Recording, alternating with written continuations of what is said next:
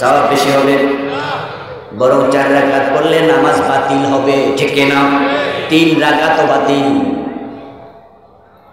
ইচ্ছা করে যদি কেউ মাগরিবের পর 4 রাকাত পড়ে, তার আমও নাই, সালাও নাই, তার ফরজটাই বাদ, আবার 3 রাকাত পড়া লাগবে, ঠিক না?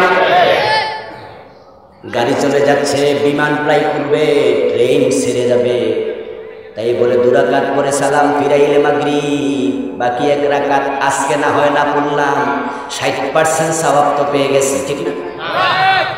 কত পার্সেন্ট হবে? আপনি ট্রেনে ওঠেন, নামাজ ছেড়ে দেন, ট্রেনে ওঠেন না, জায়েজ নয়।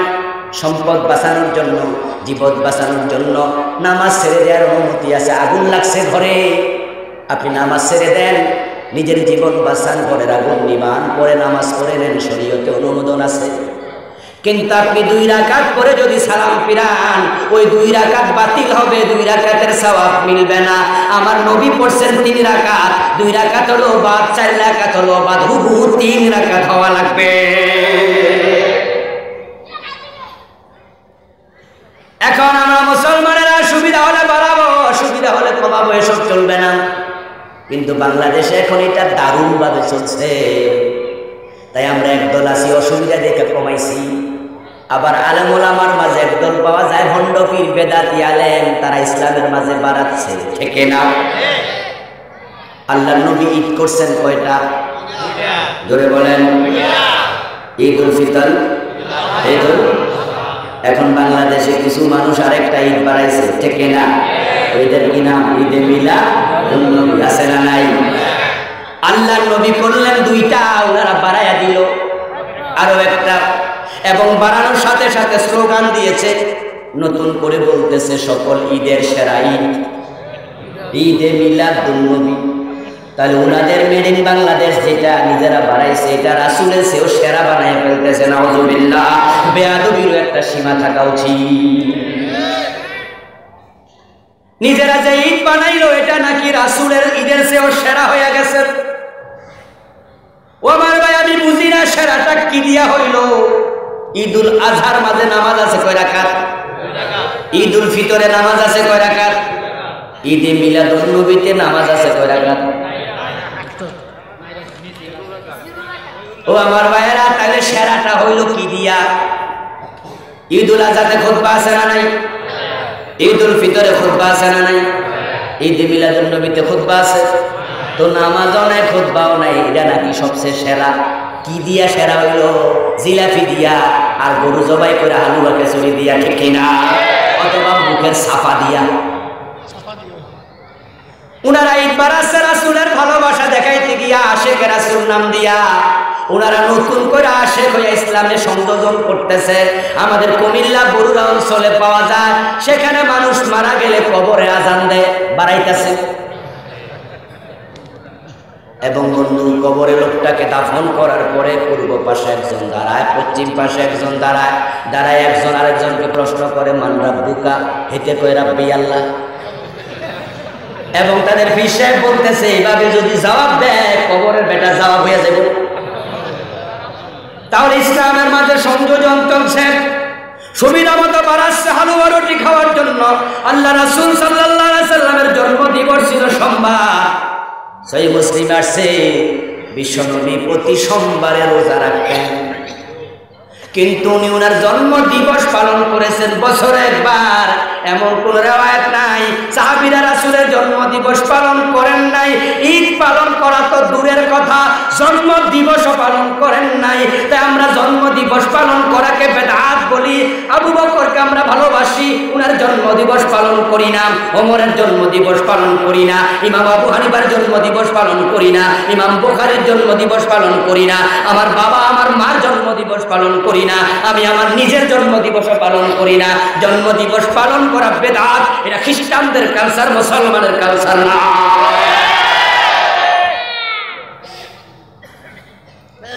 এখন ওনারা আশেক রাসূল হয়েছে, হয় ওনারা জন্ম দিবস পালন করছে, এটার নাম দিছে ঈদ, ঈদও বানাইছে।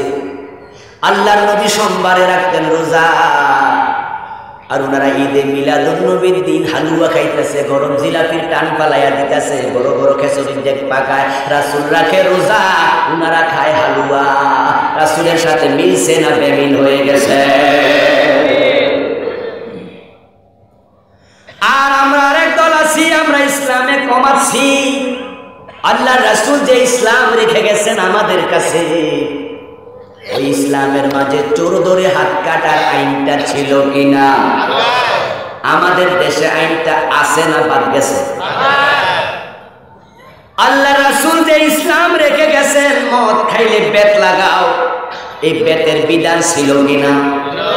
আমাদের দেশে মদ খাইলে বেত লাগানোর বিধান আছে না বাদ দিছে? আল্লাহ রাসূল যে ইসলাম রেখে গেছেন, জেনা করলে পাথর মারো 100 বেত লাগাও, সেই বিধানটা ছিল কিনা?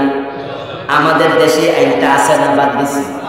তাহলে দেখেন আমরা কেউ কমাইছি, কেউ বাড়াইছি। অথচ আপনি রাসূলকে অনুসরণ করা লাগবে পুরা জীবনে হুবহু। আলহামদুলিল্লাহ, সুম্মা আলহামদুলিল্লাহ, সুম্মা আলহামদুলিল্লাহ। এখন ওই সমাজে একদল আলেম আছে, একদল আল্লাহর দ্বীনের মুজাহিদ আছে, দ্বীনের একদল কর্মী আছে, কোরআনের একদল খাদেম আছে, যারা এই জমিনে আল্লাহর নবীর ইসলাম পুরাপুরি মানতে চায়। আল্লাহর নবীর ইসলাম পুরাপুরি মানার কথা তারা বলছে, চেষ্টা তারা করছে। কায়েম হয়েছে আর না হয়েছে আল্লাহ সেটা দেখবেন না, তাদের কাজ দেখে আল্লাহ তাদের জান্নাত দিয়ে দেবেন।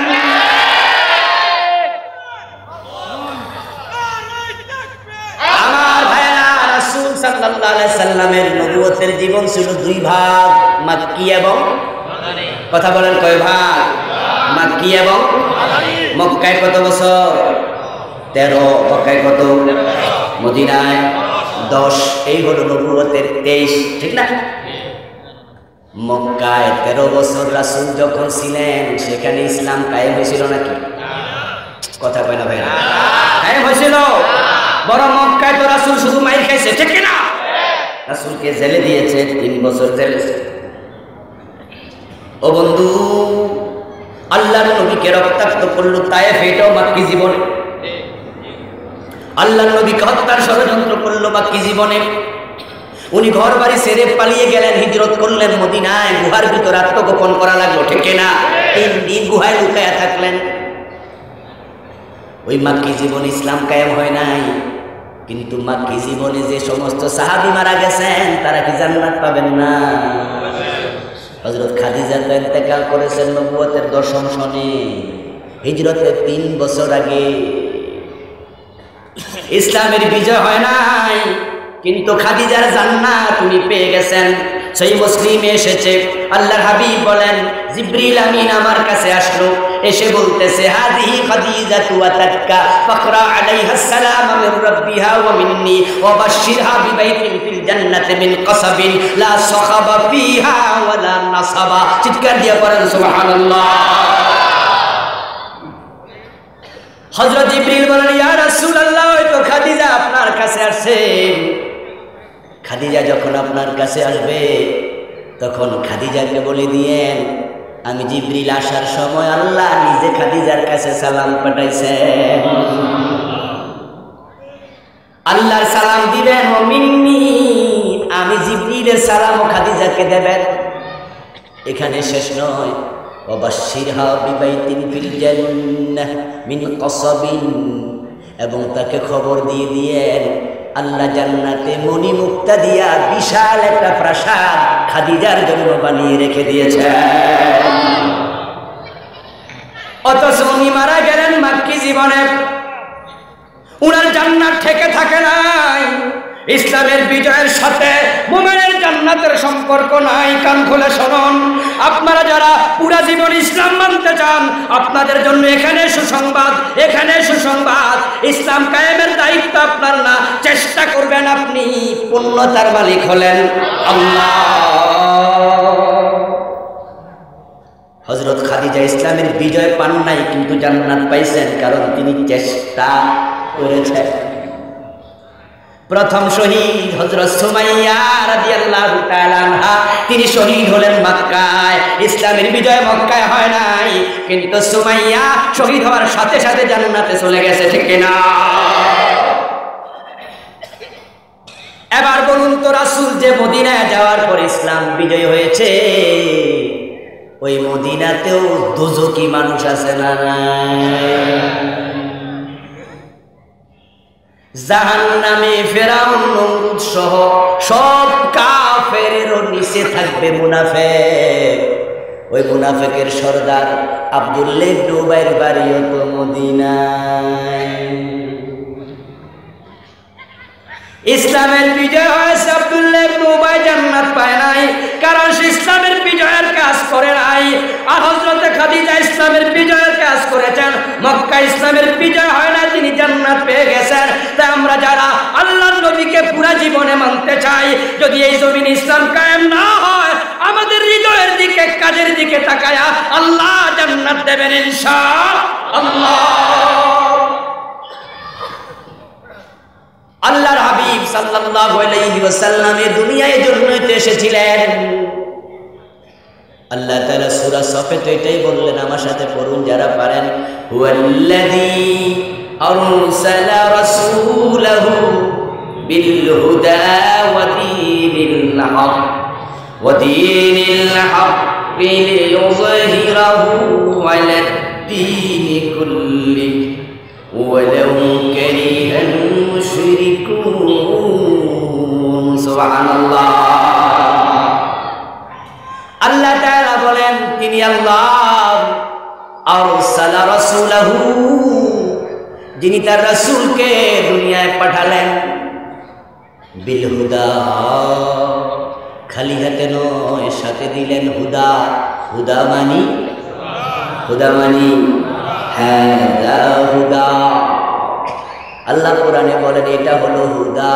যালিকাল, পড়ুন আমার সাথে, যালিকাল কিতাবু লা রাইবা ফীহি হুদাল লিল মুত্তাকিন ফামান তাবিআ হুদায়া ফালা খাউফুন আলাইহিম ওয়ালা হুম ইয়াহজানুন ফামান ইত্তাবা হুদায়া فلا يضل ولا يشقى। সুবহানাল্লাহ। আল্লাহ বলেন আমি কোরআন দিলাম, ওয়া দীনিল হক, এবং একটি সত্য দিন রাসূলকে দিলাম। সত্য দিনের নাম কি? ইন্নাদ দীনা ইনদাল্লাহিল ইসলাম। আল ইসলামু হাক্কুন ওয়াল কুফরু বাতিল। আল্লাহ তার রাসূলকে কোরআন দিলেন এবং দ্বীন হক ইসলাম দিলেন। কেন দিলেন? এবার আল্লাহ কারণ বলতেছে, কারণ শোনো, লিইয়ুযহিরাহু আলাদ দীনি কুল্লি, আমার রাসূল সব মতবাদের উপরে, আদিয়ানে বাতিলের উপরে, চিন্তা চেতনার উপরে ইসলাম এবং কোরআনের বিজয় করে দেবেন। সুবহানাল্লাহ। তাহলে আল্লাহ তাআলা কোরআন দিয়েছেন ইসলামের, কোরআনের বিজয়ের জন্য। কোরআন বিজয় হতে এসেছে, পরাজিত হয়ে আসেনি। কোরআন শাসন করতে এসেছে, শাসিত হতে আসেনি। কোরআন ড্রাইভিং সিটে বসে চালাতে এসেছে, জাতির সিটে বসতে কোরআন আসে নাই। কিন্তু আজকে কোরআন আমাদেরকে চালায় না, আমরা কোরআন চালাই। কথা বলা হয় না, কোরআন আমাদেরকে চালাচ্ছে। আমার বন্ধু, এই কোরআন এখন আমাদের অনুমতি নিয়ে চলে। তাই যেখানে আমরা কোরআনকে ঢুকতে দেই, কোরআন সে পর্যন্ত ঢোকে। যেখানে আমরা ঢুকতে মানা করি, সেখানে কোরআন ঢুকতে পারে না। অথচ কথা ছিল কোরআন আমাদেরকে যেখানে বলবে আমরা ঢুকবো, কোরআন যেখানে মানা করবে আমরা ঢুকবো না। ঠিক না? ও আমার ভাইরা, আপনাকে আমাকে বুঝে নিতে হবে কোরআন কেন এসেছে।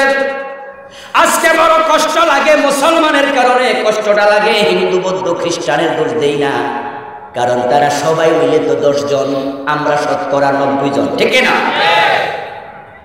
এখন আমরা কেন কোরআনের বিজয়ের জন্য কাজ করি না? যদি আমরা মুসলমানদের বিষয়ে একমত হয়ে যেতাম, অসুবিধা কি ছিল? দেশটা তো আমাদের, ক্ষমতা আমাদের হাতে ঘুরে ফিরে থাকবে। স্বাধীনতা আল্লাহর অনেক বড় দান। বঙ্গবন্ধুর নেতৃত্বে এদের স্বাধীন হয়েছে।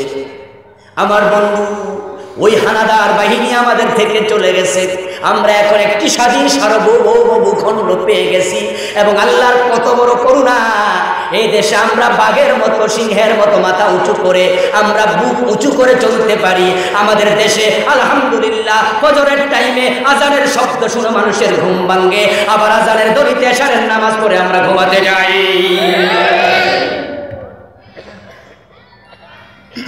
অথচ আমাদের পাশের রাষ্ট্র ভারত, সেখানে 25 কোটি মুসলমান আছে, কিন্তু অনেক জায়গা আছে কুরবানির দিন গরুও জবাই করতে পারে না। আছে না নাই? মসজিদে আযান দিতে পারে না। ও ভাই আমার, কিন্তু আমরা আলহামদুলিল্লাহ সংখ্যাগরিষ্ঠ মুসলমান, আমরা কেন সিদ্ধান্ত নেই না? দেশটা তো আমাদের। আমরা মানুষের আইনে, ব্রিটিশের আইনে কেন দেশ চালাবো?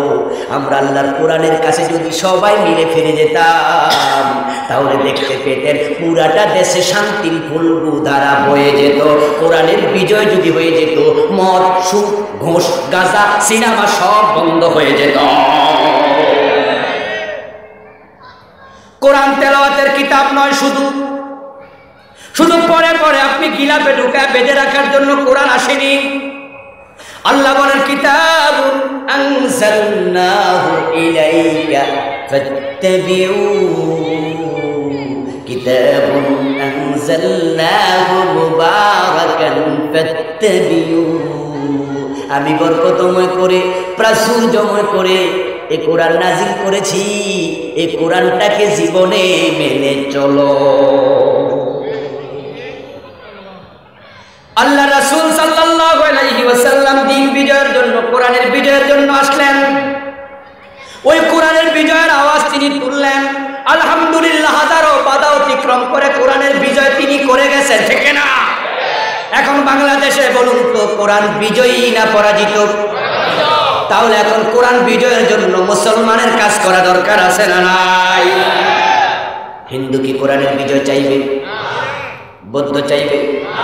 ইহুদি চাইবে? খ্রিস্টান চাইবে?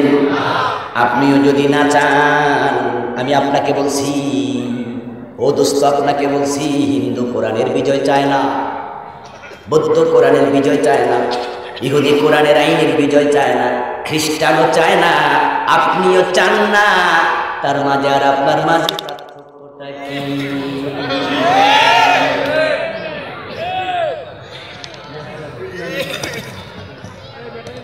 জিকির করো লা ইলাহা ইল্লাল্লাহ, লা ইলাহা ইল্লাল্লাহ, লা ইলাহা ইল্লাল্লাহ, লা ইলাহা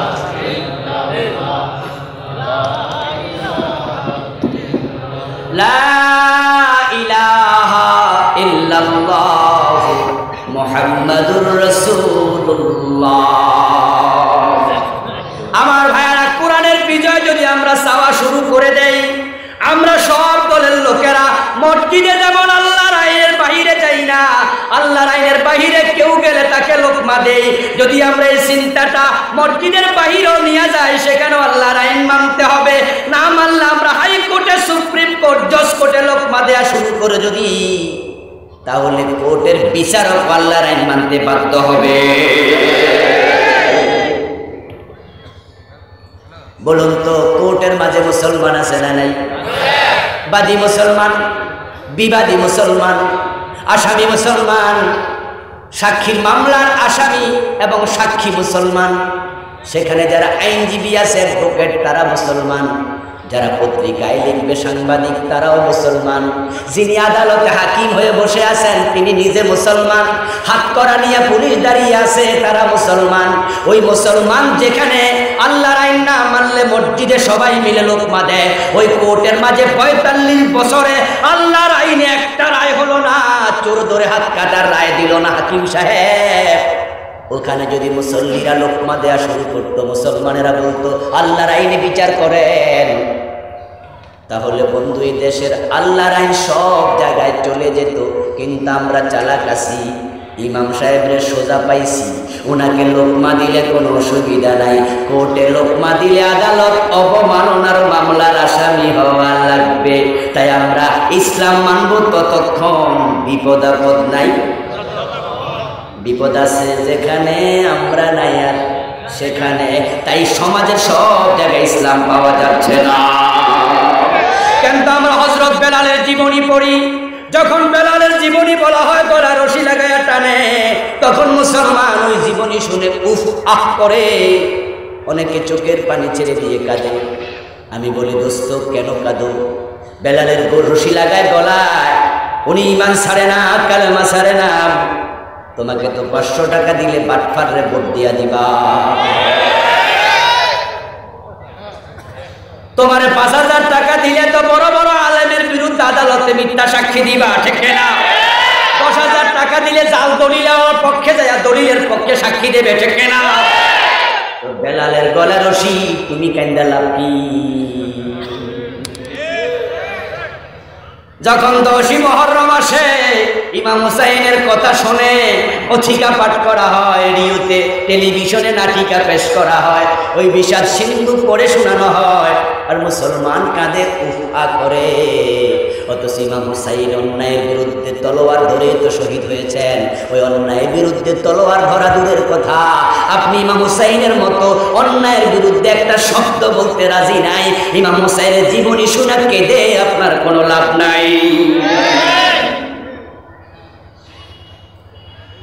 আমার ভাইয়েরা, বাস্তবতা ফিরে আসেন, ইমোশন বাদ দেন। অনেক আবেগ আমরা দেখেছি, ওই আবেগ দিয়ে ইসলাম হবে না। মাঝে মাঝে ভাবেন কি বিশাল জনসভা করলাম রে, মাহফিল করছি, ইসলাম কায়েম হয়ে গেছে নাকি?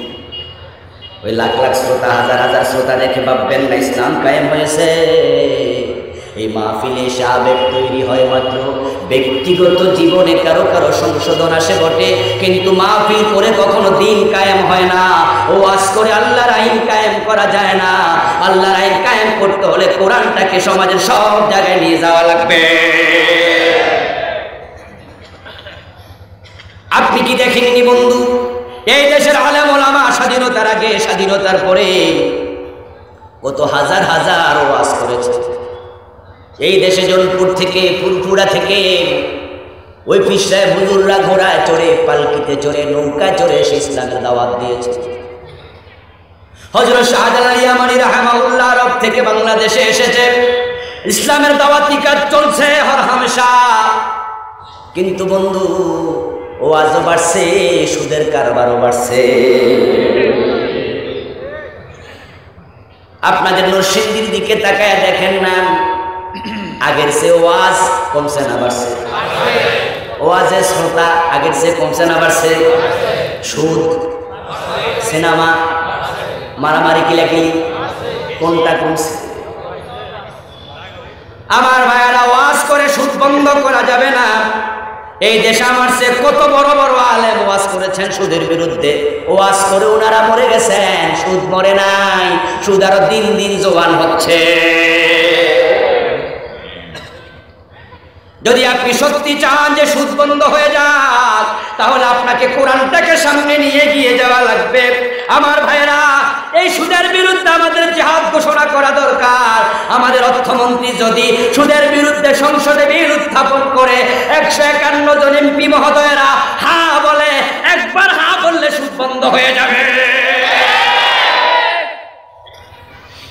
এই সিনেমার বিরুদ্ধে আমরা কত ওয়াজ করছি, সিনেমা কমছে না বাড়ছে?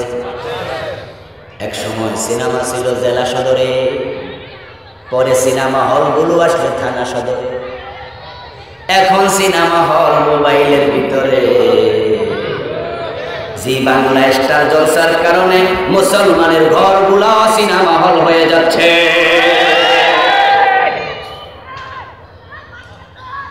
আমরা ওয়াজ করে সিনেমা বন্ধ করতে পারবো না।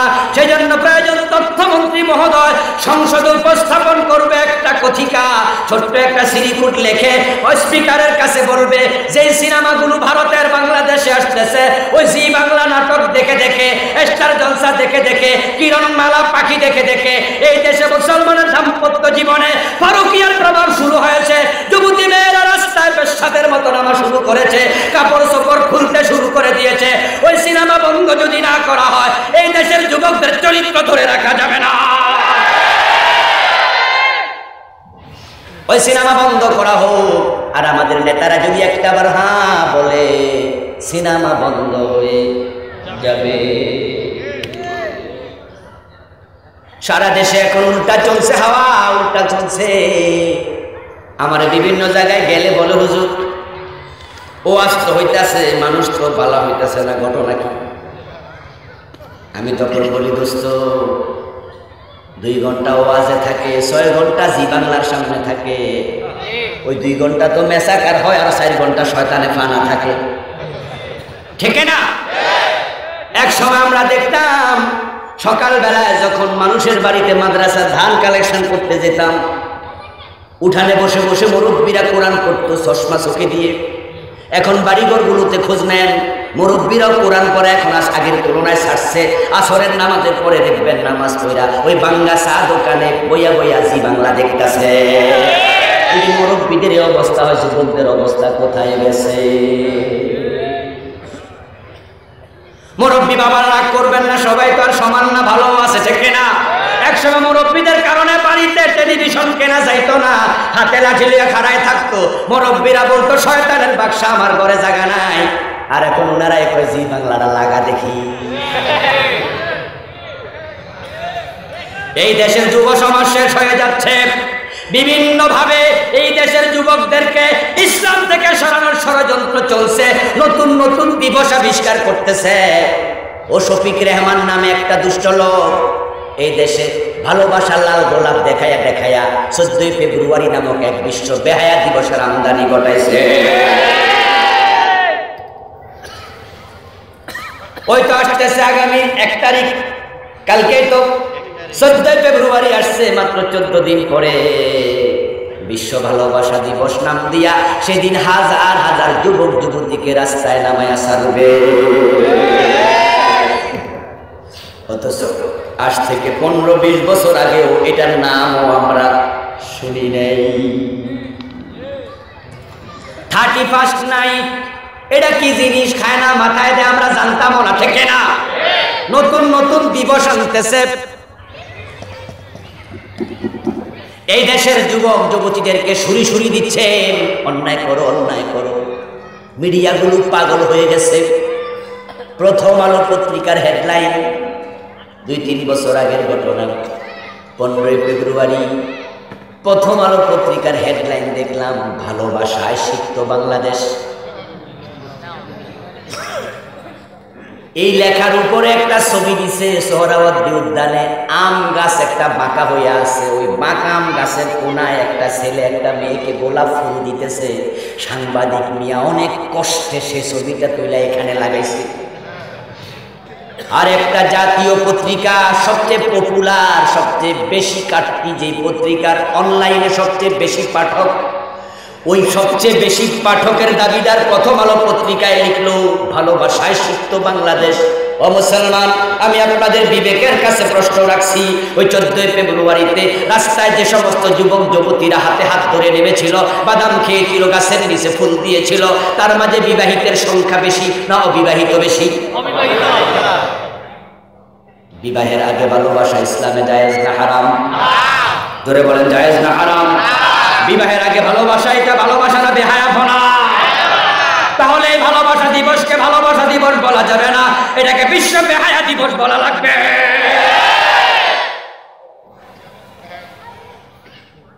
ভালোবাসার নামে অপবিত্রতা চলে না, ভালোবাসা সুন্নাহ, ভালোবাসা সুন্নাহ। স্বামী স্ত্রীকে ভালোবাসবে, বাবা সন্তানকে ভালোবাসে। স্বামী এবং স্ত্রী একে অপরের হাত যদি ধরে হাতের মাঝখান দিয়া সগীরা গুনাহ করতে শুরু হয়ে যায়। কিন্তু সে ভালোবাসা আজকে কোথায় নিয়ে লাগায়? আমার বন্ধু ভালোবাসা মুসলমান একে অপরকে দেবে, স্বামী স্ত্রীকে ভালোবাসবে, কিন্তু বলুন তো ওই ভালোবাসা স্বামী স্ত্রী একে অপরকে প্রকাশ্যে দেয় না গোপনে দেয়? এটাই মনুষ্যত্ব, এটাই মনুষ্যত্ব। পৃথিবীর সব প্রাণী ভালোবাসা দেয় প্রকাশ্যে। কুকুর বলেন, ছাগল বলেন, গরু বলেন, বাঘ বলেন, ভাল্লুক বলেন, পাখি বলেন, হাঁস বলেন, মুরগি বলেন, সব প্রাণী স্বামী স্ত্রীর ভালোবাসা প্রকাশ্যে দেখায়। একমাত্র মানুষ এটা গোপনে দেখায়। এটার নামই মনুষ্যত্ব। যদি এটা চলে যায়, মানুষগুলো পশুতে পরিণত হয়ে যাবে। যেমন ধরুন, আপনি আপনার স্ত্রী গলার মাঝে হাত দিয়ে চকিতে খাটে বসে আছেন, স্ত্রীর গলায় হাত দেয়া জায়েজ না না জায়েজ? আল্লাহর হাবিব তার স্ত্রীদেরকে ভালোবাসতেন। মাইকের আওয়াজটা হঠাৎ করে কমে গেল কেন?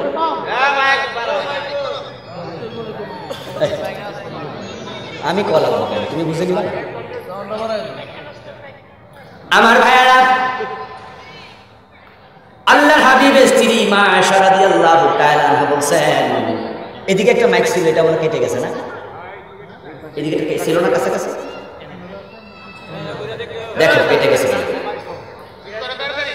মা আয়েশা বলেন, আমি গ্লাসের যে জায়গায় মুখ লাগায়া পানি পান করতাম, বিশ্বনবী ওই জায়গায় মুখ লাগায়া পানি পান করতেন। সুবহানাল্লাহ। আপনি আপনার স্ত্রীর গর্দানে হাত দিয়ে বসে আছেন ঘরে, ঠিক এই অবস্থায় যদি ক্লাস 10-এ পড়ুয়া আপনার ছেলে অথবা মেয়ে ঘরে ঢোকে, আপনি হাতটা কাঁধে রাখবেন না সরাই আনবেন? এটাই মনুষ্যত্ব। আপনি যে মানুষ এটার প্রমাণ। আপনার স্ত্রীকে আপনি ভালোবাসেন, কিন্তু এটা আপনার ছেলের সামনে প্রকাশ করবেন না। আপনার স্ত্রীকে আপনি ভালোবাসেন, আপনার মেয়ের সামনে এটা প্রকাশ করবেন না। কিন্তু আজকে ভালোবাসাকে রাস্তায় নিয়ে যাচ্ছে একদল লোক। আমরা পর্দার ওয়াজ করে কি লাভ হবে? সারা দেশ সিনেমা নাটকে বিভিন্ন দিবসে মিডিয়াগুলোতে বেপর্দার ঝঞ্ঝনানি চলছে। আপনি ওয়াজ করে বেপর্দা বন্ধ করতে পারবেন না। বেপর্দা যদি বন্ধ করতে চান, আল্লাহর কোরআনের আইনের দিকে ফিরে আসেন। আগামী দিন বোরকার আইন চালায়া দেন, পশু থেকে বেহায়াপনা বন্ধ হয়ে যাবে।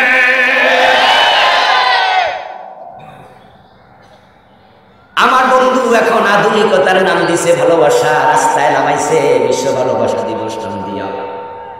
আমি বলি, ভালোবাসা যদি প্রকাশ্যে দেখানোর নাম হয়, এটাই আধুনিকতা হয়।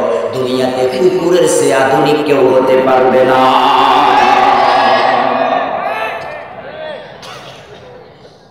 ও আমার ভাইয়েরা, এখন পর্দার ওয়াজ করতে বলছে, আমাকে ইশারা দিয়েছে হুজুর পর্দা নিয়ে কিছু কথা বলুন। আমি তো কষ্ট পাই। পর্দার ওয়াজ কেমনে করি, কোথায় করি? বেপর্দার চলছে আজকে ঝঞ্ঝনানি, চারিদিকে চলছে উৎসাহ রমরমা অবস্থা। এখন যদি সত্যি আমরা চাই পর্দার কাছে ফিরে আসতে, কোরআনের বিজয়ের জন্য কাজ শুরু করে দেন। কারণ যদি কোরআনের বিজয়ের জন্য কাজ আমরা করতে পারি, বাংলাদেশে পর্দার চেয়ে সহজ কোনো বিধান আর হবে না। এখন পর্দার আইন না কইরা উল্টা ছেলেদেরকে জেলখানায় নেয়, ইফতেজার কইয়া 6 মাস জেল দেয়, 2 মাস জেল দেয়। দোষ কি? অমুকের মেয়ের এসে চোখ দিছে। আশ্চর্য আইন, আশ্চর্য আইন। অমুকের মেয়ে শরীরের অর্ধেক দেখাইয়া সুন্দরী যুবতী ঢ্যাং ঢ্যাং করে রাস্তায় হাঁটে, ওই বেটা যদি তাকায়, এটাই বুঝি ইফতেজিং হয়। এই বেটি যে অর্ধলঙ্গ, তার জন্য কোনো আইন নাই। আপনি কখনো মাছ ভাজি কইরা বিড়ালের সামনে রেখে আইন বানায়া বিড়ালকে মাছ থেকে দূরে সরাতে পারবেন না।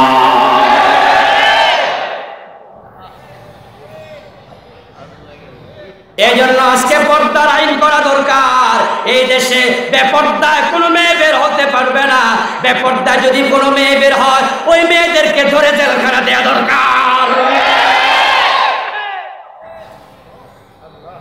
আমার বন্ধু, আপনি ভাজি মাছ বিড়ালের সামনে দিয়া যদি বিড়াল দেখুন, বিড়াল মাছ খাইস না, বিড়াল ওয়াজ শুনবে। 40টা মাইক লাগায় ওয়াজ করলো, বিড়াল শুনবে না, ঠিক না? বিড়াল মেও মেও কইরা বলবে। ওয়াজ শেষ করে দেখেন, আপনি হাতে লাঠি নেন, নিয়ে বলেন, ও বিড়াল, ভাজি মাছ খাইলে মাথায় বাড়ি দেব। হাতের লাঠি দিয়া দেখবেন ঘরের বিড়াল এলাকা ছেড়ে পাশের গ্রামে যায় না। লাঠি দেখা বেশি সে বেশি খাটের নিচে ঢুকবে। খাটের নিচে ঢোকার পরে সে আবার 120 ডিগ্রি অ্যাঙ্গেলে তাকাবে। ওই মাছের প্লেটের দিকে তাকায়া লেজ নেড়ে নেড়ে করে বলবে, ম্যাডাম যতই লাঠি নেন একটু অমনোযোগী হইয়া দেখেন মাছ কেমনে খাই। এটা একবারে স্বাভাবিক ঘটনা, ঠিক না? ওই ম্যাডাম হাতে লাঠি নিয়ে একটু মনোযোগী হতে দেরি, মাছ নিয়ে দৌড় মারতে দেরি করবে না। এখন আপনি সত্যি যদি মাছ বাঁচাতে চান, আপনি যদি চান যে বিড়াল যেন মাছ না খায়, তাহলে আপনার ওয়াজও দরকার নাই, লাঠিও দরকার নাই, মাছটা একটু ঢাকনা দিয়ে দেওয়া দরকার।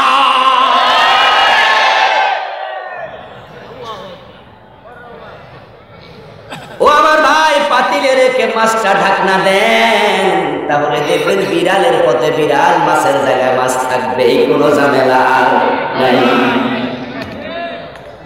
আমাদের দেশের ছেলেরা মেয়েগুলো বেপরদা মেয়েছে অনেক ভালো।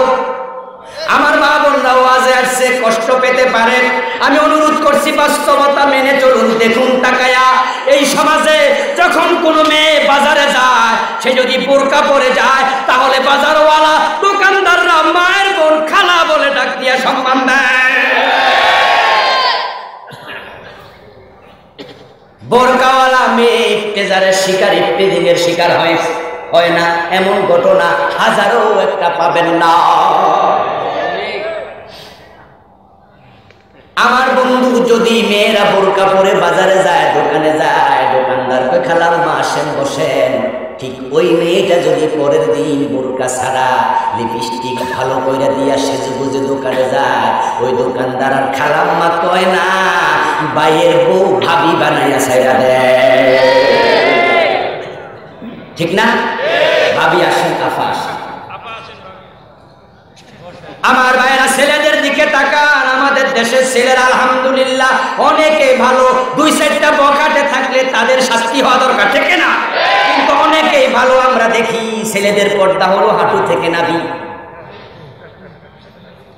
কিন্তু আমাদের ছেলেদের দিকে তাকাবেন, কেউ কিন্তু হাঁটু পর্যন্ত হাফ প্যান্ট পরে বাজারেও যায় না, অফিসেও যায় না, মার্কেটে আদালতে যায় না।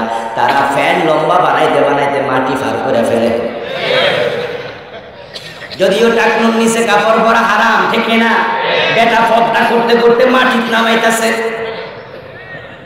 ও বেটা, নাভির উপরে কাপড় যদি না পইরা খালি গায়ে রাস্তায় হাঁটে, পুরুষের কোনো গুনাহ হয় না, কোনো গুনাহ হয় না। এটা মাকরুহে তানজিহি। পর্দা হলো হাঁটু থেকে নাভি। কিন্তু ছেলেরা খালি গায়ে বাজারে যায় না, সেন্টু গিঞ্জি পরেও যায় না। অফিস আদালতে যখন যায়, তখন দেখবেন অধিকাংশ ছেলে ফুল হাতা শার্ট পরে। হাফ হাতাও পাওয়া যায় কম, ফুল হাতায় বেশি পাওয়া যায়। তারপরে গলা পর্যন্ত এত সুন্দর করে বোতাম লাগা, যেন বাতাস ঢুকতে না পারে, আবার কি একটা জানি বাঁধে।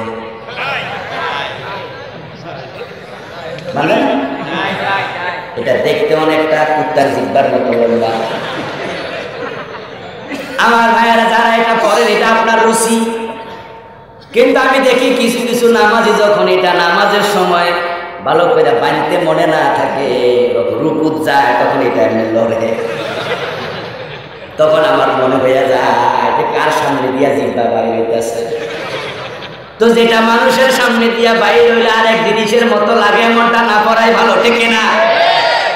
আমার বন্ধু, এখন ছেলেরা গলায় টাই বাঁধে, বুতাম লাগায়, পুরা বডি ঢাকে, অথচ এটা ঢাকা তার ফরজ না, ওয়াজিব না, সুন্নতে মুআক্কাদাও না।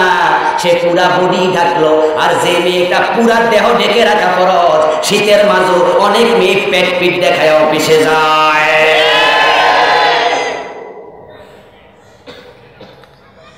এজন্য বন্ধু, মেয়েদের বোরকা আইন করা দরকার। এবার কেউ কেউ বলবে, যারা অতি আধুনিক হুজুররা মেয়েদেরকে বাক্সে বন্দি করতে চায়, তাই তারা বোরকা পরার কথা কইয়া মেয়েদের শাসন করতে চায়, নিয়ন্ত্রণ করতে চায়। আমি বলি না বন্ধু, না, তোমাদের কাছে মেয়েরা ভোগের পণ্য হতে পারে, আলেম ওলামার কাছে মেয়েরা অনেক দামি, তাই তারা মেয়েদেরকে প্যাকেটে রাখতে চায়। স্বর্ণ দোকানের ভিতরে অনেক প্যাকেটের ভিতরে রাখে, আর লোহাওয়ালা লোহা দোকানের বাইরে রেখে বিক্রি করে। লোহার দাম কম, স্বর্ণের দাম বেশি, সুতরাং প্যাকেটে ঢুকাইলে দাম কমে যাবে। তোমারে কইল কে?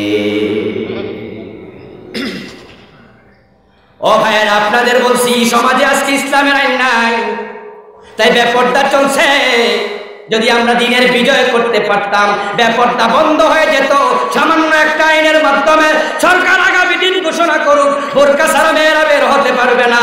আর মহানগরীগুলোতে, জেলা সদরগুলোতে যদি বলে দেয় ট্রাফিক পুলিশদেরকে এতদিন হাতে বাঁশি নিয়েছ, ফু ফু করে আওয়াজ করে গাড়ি থামাইছো, আগামী এক সপ্তাহ ওই বাঁশির সাথে আলকাতরা রাখো।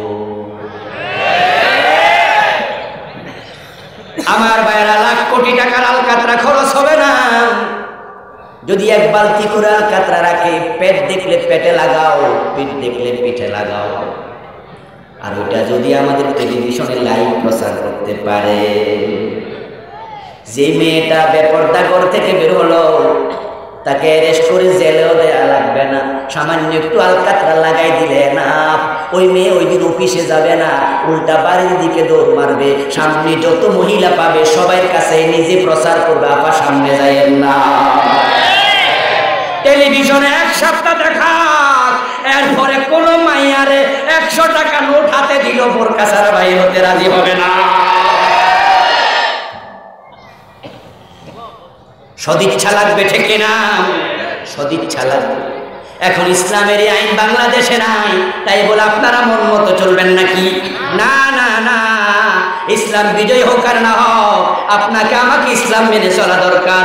কিন্তু আমরা কি দেখতে পাই, এই দেশে হাজার হাজার নামাজি বাবা নিজের যুবতী মেয়েটাকে বোরকা সিলাই দেয় না, ও নিজের যুবতী মেয়েটা বোরকা ছাড়া কলেজ ইউনিভার্সিটিতে যায়।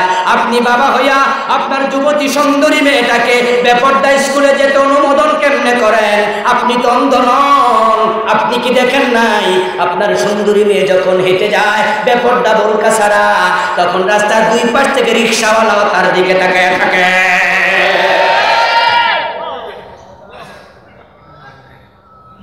ওই চা দোকানে বসে বসে মানুষ ফেল ফেল নজরে তাকায় থাকে। যদি 1000 পুরুষ আপনার মেয়ের দিকে তাকায়, প্রত্যেকটা পুরুষের একটা করে কবিরা গুনাহ হবে, আর আপনার মেয়ের একা 1000 কবিরা গুনাহ হয়ে যাবে। হাসরের দিন আপনার মেয়েটা আপনার জান্নাতের পথের কাটা হয়ে যাবে। সে বলবে, আল্লাহ, বাবা যদি বোরকা সিলাই দিত আমি আজকে জাহান্নামী হতাম না। আমার বাবাকে ডেকে আনো, নাজআলহুমা তাহতা আকদামিনা লিয়াকুনা মিনাল আসফালিন। বাবাকে আমি পায়ের নিচে রেখে জাহান্নামে যেতে চাই। নাউযুবিল্লাহ।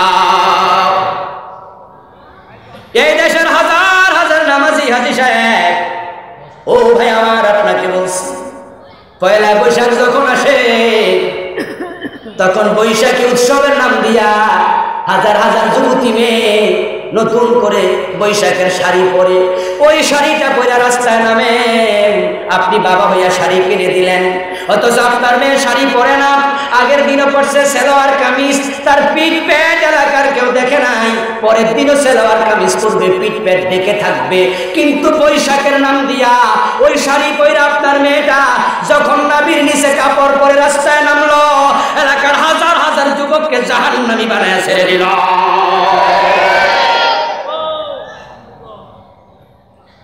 হাসরের দিন মেয়েটা বলবে, আল্লাহ, আমার বাবা যদি বৈশাখী শাড়ি কিনে না দিত আমি কবিরা গুনাহগার হয়ে জাহান্নামী হতাম না। বাবারে ডাকো, নাজআলহুমা তাহতা আকদামিনা লিয়াকুনা মিনাল আসফালিন। জুমার নামাজ পড়েছেন ইমাম সাহেবের সাথে, কিন্তু শুক্রবারে যখন কমিউনিটি সেন্টারে যায় বিয়ে খাওয়ার জন্য, আপনি স্বামী হইয়া আপনার সুন্দরী স্ত্রীটাকে আরো বেশি করে সাজায়া হাজার হাজার পুরুষের সামনে দিয়া লইয়া হাঁটতেছেন। আপনি অন্ধ নন, আপনার স্ত্রীর সৌন্দর্য আপনি একাই দেখবেন, অন্য কেউ না। কিন্তু আপনি পর পুরুষকে আপনার স্ত্রীর সৌন্দর্য দেখাচ্ছেন। আপনি স্বামী হতে পারেন না, স্বামী হওয়ার যোগ্যতা আপনার নাই। আপনি স্বামী নামে আল্লাহর কাজ করার আসামি হয়ে যাবেন।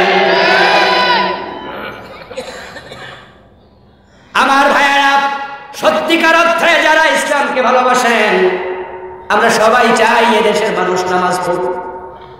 তাবলীগ জামাতের ভাইয়েরা নামাজের জন্য আসরের নামাজ পড়ে দেখবেন মসজিদ থেকে কিভাবে দাওয়াত নিয়ে পাগল হইয়া মানুষের কাছে যায়। পীর সাহেব হুজুরা খানকায় বসে নামাজের জন্য কত তালিম দেয়, মসজিদের ইমাম সাহেবেরা নামাজের জন্য কত ওয়াজ করে, মাহফিলের বক্তারা নামাজের কথা বলে সবাই আমরা নামাজের পক্ষে, নামাজ চাই। সত্যি যদি আপনি নামাজ চান, আমি আপনাকে বলছি ওয়াজ করে নামাজ কায়েম করা যায় না। আল্লাহর দ্বীনের বিজয় যদি হয়, আজান হতে দেরি দোকান বন্ধের আইন হয়ে যাবে, মানুষ বাধ্য হইয়া মসজিদমুখী হবে।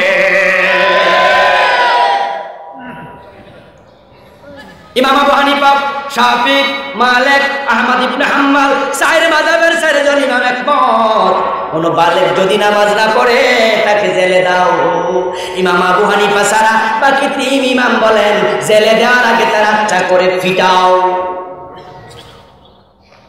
তাহলে বোঝা গেল নামাজ আইনের ব্যাপার।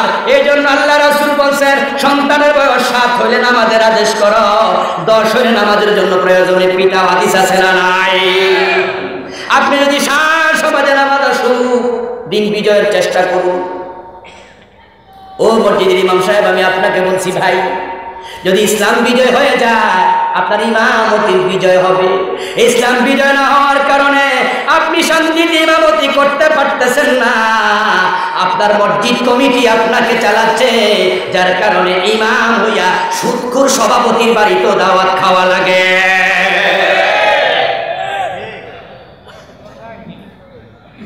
আপনি সুদখোর সভাপতির বাড়িতে দাওয়াত না খাইলে ইমামতি থাকবে না। ওই ঘুষখোর সভাপতির বাড়িতে দাওয়াত খাওয়া লাগতেছে, অথচ আপনি জানেন সুদখোর সভাপতি যখন প্লেটে ভাত বেড়ে দিল, ওই ভাতের টাকা চাল দিয়ে টাকা দিয়ে চাল কিনছে, ওই টাকাটা যদি সুদের টাকা হয়, টয়লেটের ময়লা যেমন হারাম, সুদের টাকা কেনা চালের ভাতও হারাম। আপনার দিন বিজয় না হওয়ার কারণে ইমামতির বিজয় হয় নাই। মসজিদের মিম্বারে বৈশা বুক ফুলাইয়া বাঘের মতো হুঙ্কার দিয়ে আপনি ওয়াজ করতে পারেন না। মুসল্লির চেহারার দিকে তাকায় ওয়াজ করা লাগে। সেক্রেটারি ঘোষ খায়, ঘোষের ওয়াজ বন্ধ। সভাপতি সুদ খায়, সুদের ওয়াজ বন্ধ। কোষাধ্যক্ষ জনে কম দেয়, মালে ভেজাল মিশায়, তাই 2 নাম্বারই করে সে ওয়াজ বন্ধ। চেহারা দেখে দেখে ওয়াজ করা লাগবে না। দিন বিজয় হলে সরকার মসজিদের বেতন দেবে, আপনি বাঘের মতো হুঙ্কার ছেড়ে আল্লাহর কোরআনের কথাগুলো বলতে পারবেন। কেউ কবল হুজুর আইন করে আবার নামাজ হয় নাকি? যদি আইন করে নামাজ পড়ায়, কেউ প্রযুক্তি দেয়, কয় মানুষ ওযু ছাড়া করবো, তখন কি হইব? আমি বলবো বন্ধু, তোমার মাথায় নেগেটিভ চিন্তা কেন ঢুকলো?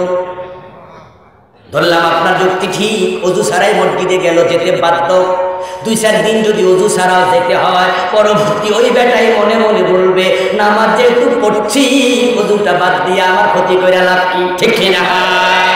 তখন সে ওযুও শুরু করবে।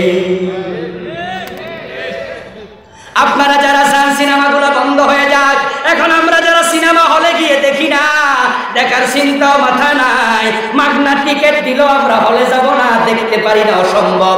ওই মুসলমান হক্কানি আলেম ওলামা তারাও সিনেমা না দেখে উপায় নাই, এমন জায়গায় পোস্টার লাগায় কানা বেড়া চৌক যায়। ঠিক না? বাজারে যদি একটা আয়না কিনতে যান, 30 টাকার আয়না, এর সাথে সিনেমার নায়ক নায়িকা ফ্রি। ঠিক না? আয়নার পিছে দেখবেন মসজিদের ছবি দেয় না, ওই বাটপারের দল সিনেমার নায়ক দিয়া দিতেছে। এখন আপনি যদি চান সুদ বন্ধ হোক, ঘুষ বন্ধ হোক, বেপরদা বন্ধ হোক, নামাজ কায়েম হোক, অন্যায় অনাচার চলে যাক, কোরআনের বিজয় দরকার আছে না নাই? বিজয়ের ব্যাপারে কোরআনের দলমত ভুলা দরকার আছে না নাই? কোরআন বিজয়ের কাজ করা দরকার আছে না নাই?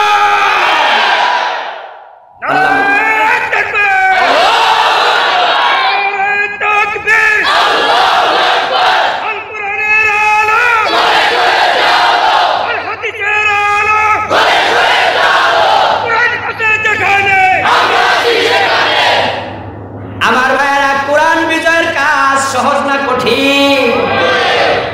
নামাজ রোজার দাওয়াত দিলে কেউ মারবে না, কিন্তু কোরআন বিজয়ের দাওয়াত দিলে ফাঁসিতে ঝুলানো হতে পারে।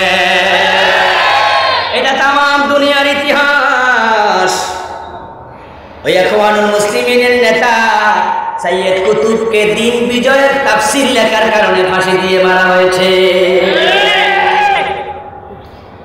হযরত মুসা আলাইহিস সালাম যদি ফেরাউনের কাছে গিয়ে বলতেন, চাচা আপনি আপনার আইনে দেশ চালান, আমি আল্লাহর আইনে মসজিদ চালাবো। ফেরাউন বলতো ভাতিজা ইমামতি বেতন আমি দিব, কোন ঝগড়া হতো না, ঠিক না?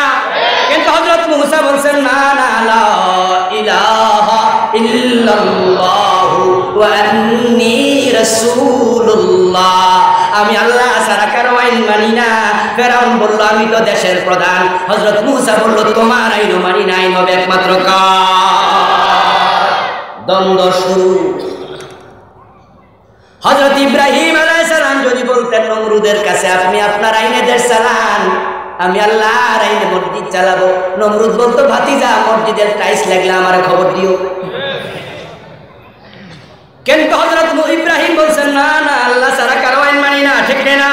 লা ইলাহা ইল্লাল্লাহ এটা মন্ত্র নয়, এটা একটা বিপ্লবী ঘোষণা। লা ইলাহা ইল্লাল্লাহ এর মানে হলো কেউ নাই, কেউ নাই, সবকিছুর মালিক কে? আল্লাহ। রিজিকের মালিক কে? আল্লাহ। ইজ্জতের মালিক কে? আল্লাহ। ক্ষমতার মালিক কে? আল্লাহ। আইন বানানোর মালিক কে? বিশ্বনবী যদি বলতেন আবু জাহেলের কাছে চাচা আপনি আপনার আইনে মক্কা মদিনা চালান, আরব দেশ চালান, আমি আল্লাহর আইনে মসজিদে নববী চালাবো, এরপরে মসজিদে হারাম চালাবো। আবু জাহেল বলতো এসি লাগলে আমার খবর দিও, কোনো অসুবিধা নাই। কিন্তু আল্লাহ রাসূল বলছেন না না না, আল্লাহ ছাড়া কাউকে মানা যাবে না। এখন আল্লাহ ছাড়া কাউকে মানা যাবে না, এই চিন্তা যখন